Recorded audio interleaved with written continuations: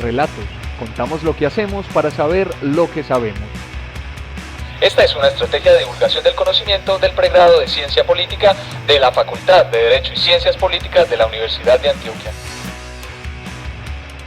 Bienvenidas sean todas y todos de nuevo a un programa de relatos. Contamos lo que hacemos para saber lo que sabemos y en esta ocasión estamos con la estudiante próxima graduada Laura Mojica Martínez. Laura, ¿cómo estás? Muy buenos días, Cami. Muy bien. ¿Y tú? ¿Cómo estás?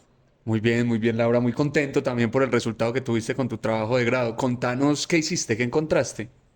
Bueno, Cami, yo pues en un inicio, dada pues como mi formación, yo soy músico de formación, trataba como de poder articular esas dos cosas que había tenido como a lo largo de estos últimos años, esa experiencia musical y mi formación pues en el pregrado. Me propuse pues como poder tratar de entender la manera en la que las comunidades en la actualidad, para el año pues el año pasado específicamente, lograban como generar una identidad a partir de las músicas tradicionales. Para eso, la idea pues en un principio fue poder hacer pues un trabajo de campo, poder dialogar con las comunidades y decir, bueno, cómo lo vamos a hacer, poder extraer la información. Eh, en la idea pues como que al inicio era plantearnos como desde los eventos que se conocían, pero logramos pues como identificar que era muy importante entender que esa identidad, esa nación se genera pues a partir de una transmisión de saberes generacionales y que lo mejor era acercarnos pues a unas instituciones que se dedicaran a la formación pues cultural. Específicamente me voy hacia el bambuco y el currulao porque son dos ritmos que han caracterizado pues como a lo largo de los años han sido referentes de la cultura nacional. Entonces la idea es como ver al día de hoy cómo se han transformado estas comunidades, si de verdad todavía sí se sentían identificadas con eso o qué resignificación le han dado a estas prácticas. Entonces básicamente fue eso, fue poder ir a acercarme a las comunidades por medio de esas instituciones, organizaciones sobre todo pues que eran como sin ánimo de lucro, muy desde la base social, para poder pues entender cómo se relacionaban los chicos, qué les transmitían, por qué les transmitían eso y no otras cosas, y al final cómo ese trabajo que ellos hacían desde esa institución se replicaba en la comunidad o como la injerencia que tenía para ellos esa labor. Laura, ¿y qué comunidades visitaste? ¿Cómo entendiste y a quién te acercaste para entender el bambuco y el currulao? Ok, para poder pues como acercarme a esas dos expresiones, desde el currulao nacionalmente está reconocido como característico de toda la zona del Pacífico y el bambuco de todo el interior del país. Entonces, al mismo tiempo de que me permitía pues como ver dos entre comillas iguales porque eran reconocidos como referentes nacionales, también me permitía verlo como desde puntos de vista territoriales muy diferentes, en donde si bien el currulao ingresa como referente nacional más o menos en la década de los 80, el bambuco es desde los 30, en donde esta permitía pues como explorar todo lo que era la élite bogotana, el saber de los académicos, toda esa herencia francesa y alemana. Ya después en el 80 entra, entonces claro, me remito al territorio del Pacífico y el interior del país, específicamente por los referentes, como son referentes nacionales, con el bambuco por el Festival de San Pedro, a Neiva, y por el Festival del Petronio y del Currulao en Tumaco. Entonces es específicamente a esos dos territorios a donde voy. Perfecto. Laura, ¿y qué hallazgos encontraste? ¿Qué te pareció sorprendente? ¿Qué no te esperabas hablando y reconociendo las comunidades? Listo, como que, a ver, de entrada la investigación, listo, me planteo el marco teórico, la metodología con la que voy a ir, los conceptos con los que voy a estar dialogando, pero pues llego al territorio y cuando llegas al trabajo de campo muchas cosas se desbaratan. Entonces, por ejemplo, me encontré que en Tumaco no hacían currulao, sino bambuco viejo, y en Neiva, si bien es una vertiente del bambuco, no hacen el bambuco propiamente tradicional, que es como en ese formato de guitarra, tiple y bandola, sino que se remiten al rajaleña, que es más la copla cantada desde el bambuco.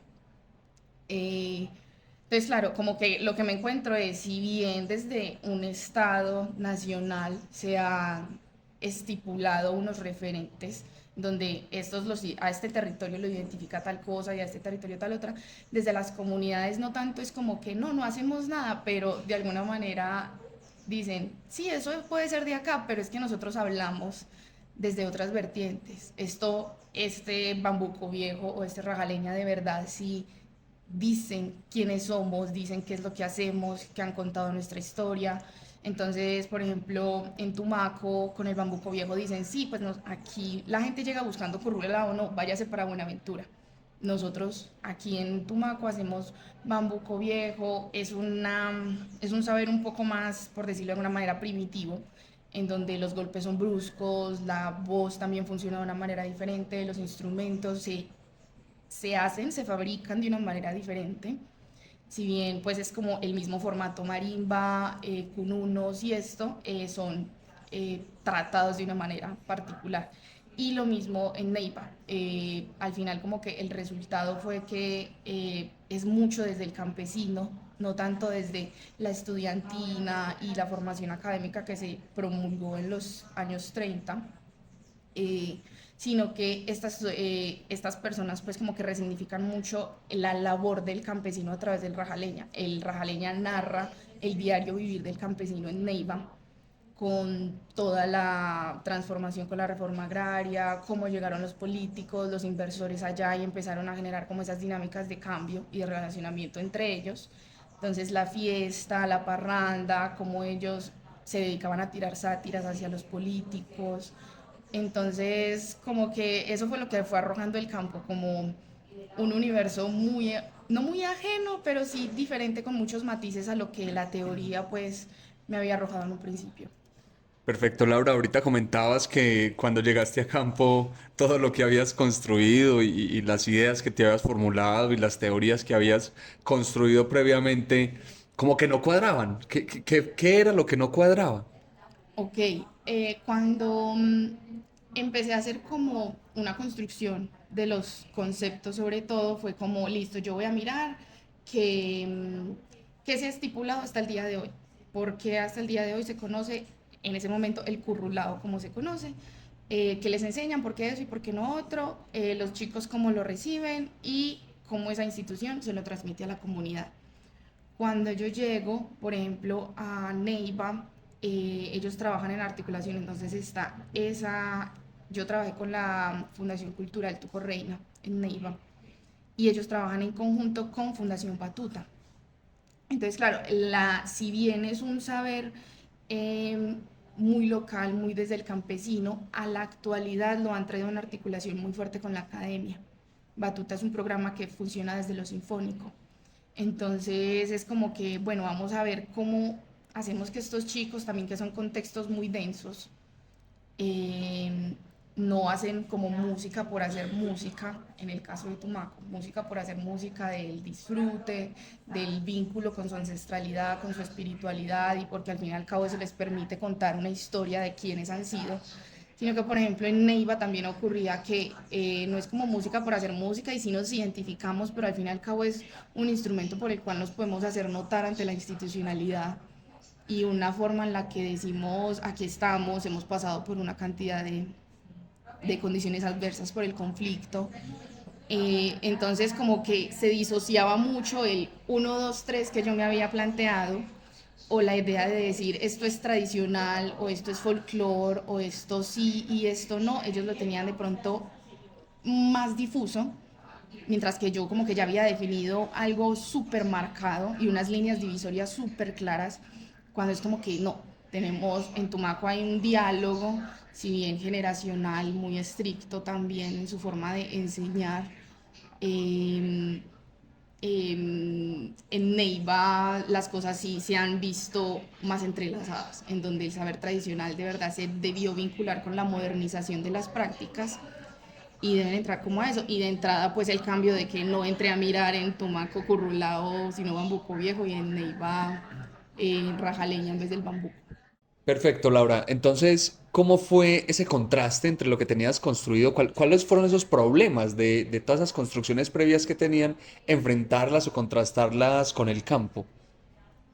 Ok, a la hora pues como de que llegué de Tumaco, que fue pues como la primera experiencia en campo, hablando con mi asesor, nos dijimos como, bueno, ¿qué podemos hacer? Yo llegué como en un lío, como no, todo se me cayó, no es ni esto, sino aquello, no me coincide con la explicación como causal tal vez que había generado. Y al final dijimos como, son resultados,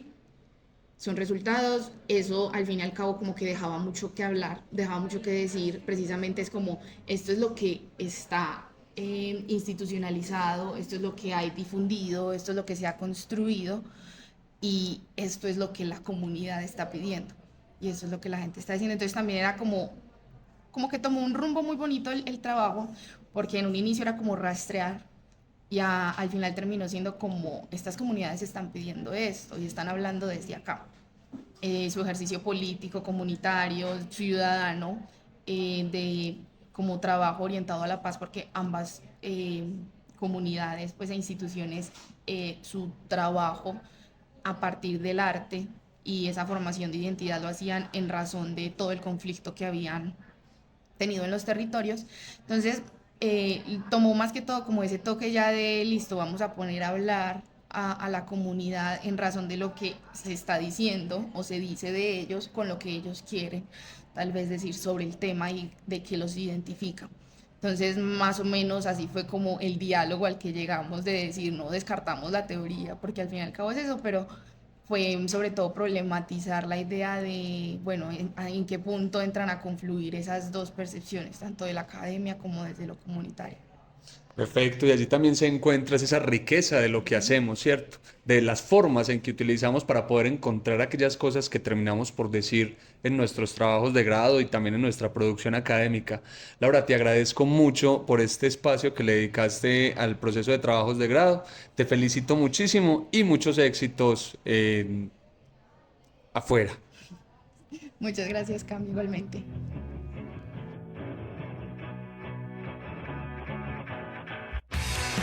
Relatos. Contamos lo que hacemos para saber lo que sabemos. Esta es una estrategia de divulgación del conocimiento del pregrado de Ciencia Política de la Facultad de Derecho y Ciencias Políticas de la Universidad de Antioquia.